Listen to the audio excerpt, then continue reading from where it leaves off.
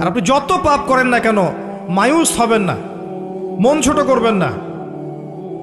আপনার একটা সেজদা, যে সেজদা আপনি চোখের পানি ঢেলে দিয়েছেন আল্লাহর কাছে, যে আল্লাহ আমার ভুলগুলো তুমি মাফ করে দাও, আমার তওবা তুমি কবুল করো, ইনশাল্লাহ দেখবেন ওই একটা সেজদা যদি কবুল হয়ে যায় আল্লাহ পাক আপনার সব গুনাহ মাফ করে দিবেন ইনশাল্লাহ।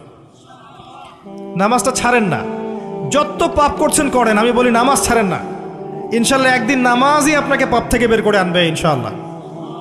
আর শয়তান আপনাকে হতাশ করতে চাইবে, শয়তান আপনাকে হতাশ করতে চাইবে যে তুই তো গার্লফ্রেন্ডের সাথে কথা বললি, রাতের বেলা পর্ন দেখলি, তুই তো ফ্রি মিক্সিংয়ে আছিস, তুই মাদকদ্রব্য খাচ্ছিস, তুই কাজে ফাঁকি মারিস, তুই ট্যাক্স আদায় করিস নাই, দুর্নীতি করছিস, তুই আবার নামাজ পড়বি কেন? শয়তান আপনাকে এগুলো বোঝাবে কিন্তু যে নামাজ তো আমার শোভা পায় না, আমি তো অনেক পাপী মানুষ।